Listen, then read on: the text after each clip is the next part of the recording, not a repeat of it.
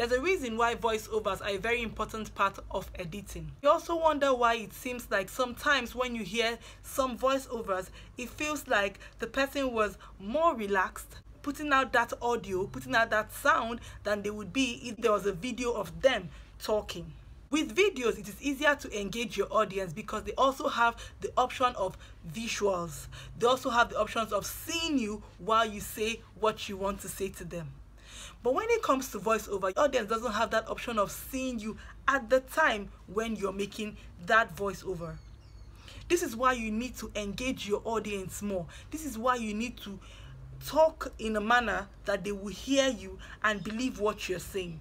In this video, I plan to give you tips that will help you have voiceover that are not boring and that are engaging, that gets your audience sitting down, listening to you, even when they cannot see you talk in that moment.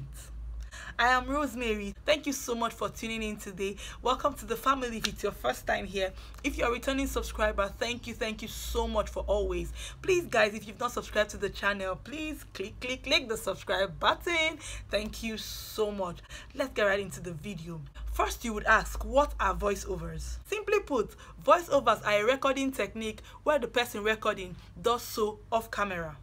So now you see why it is easy for you to be a little bit too relaxed, because if you like, they can't see me. But we tend to forget that because they cannot see you, increases your responsibility of trying to keep them, because we are very visual human beings. What we see makes us stay a little bit longer. So when you're doing a voiceover where the person is not seeing you talking in that moment, you have a higher responsibility to keep them engaged to that video. The first thing you're supposed to do when you want to do a voiceover is be audible. Audience cannot read your lips because they can't see you at that moment talking.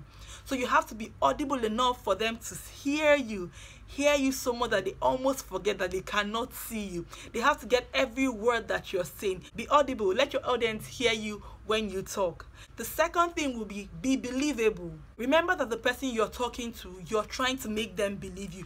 You're trying to make them believe what you're saying, even when they cannot see you talking at that point. Even if you're showing them pictures of stuff, they cannot see you talking to them. They cannot make eye contact with you. So you have to sound convincing. You have to try to make your audience believe you. If you're taking them through something, if you're showing them steps on how to do something, as long as they cannot see you, you have a higher responsibility, like I've already said in this video, to make them believe you. And don't forget that although you're talking to hundreds of people, thousands of people, millions of people, that video is actually reaching one person at a time, one individual at a time. So talk to your audience like you're talking to one person. Try to reach one person, and that one person goes to 2 and 3 and 4 and 5 and 10,000 and 1 million and 2 million.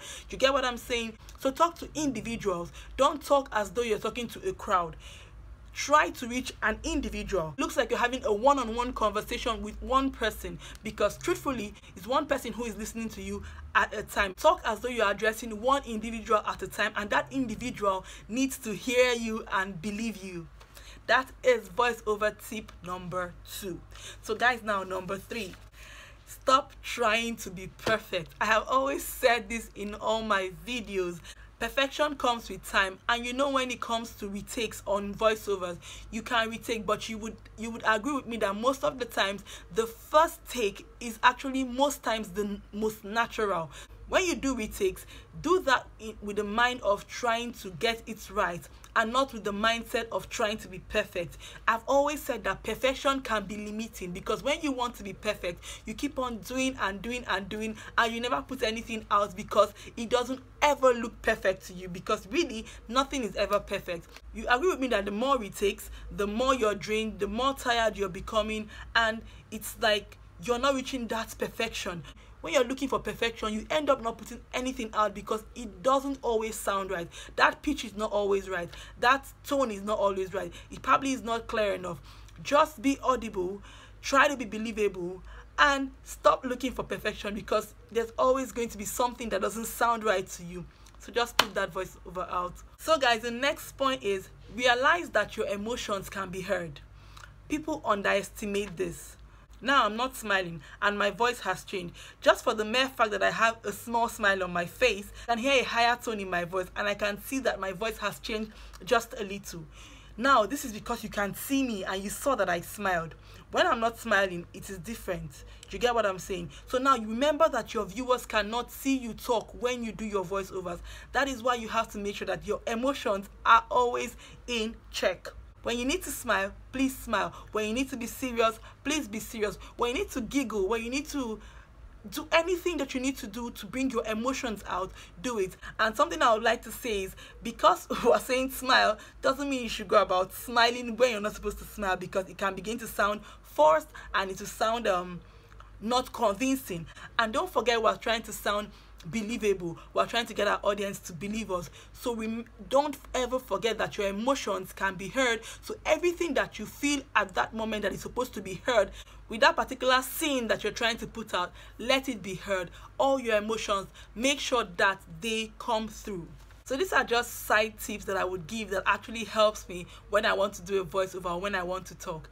If you're a singer, you know that water actually helps your voice when you want to sing. If singers take their voices seriously because it is what shows their art, you're a speaker and your voice also is what shows your art. So if you can, before you start a voiceover and even a video, let me divert, if you can take water, it always helps your voice. And if you're trying to learn the art of doing greatly when you're doing voiceovers, one thing I would do sometimes is stand up and walk. Because when you're standing up, it feels like you're more in charge. You could pace around the room and talk because your viewers cannot see you, but you're doing what you would have done if you were going to make a video, because you want all those emotions to come through. You want to sound believable. You want your audience to hear you and believe every single thing that you said, even when they couldn't see you saying it. You know how they say you have to look the part? In this case, you have to sound the part. Thank you guys so much for watching my videos. Thank you for always coming back. If you're a returning subscriber, please subscribe to the channel if you haven't.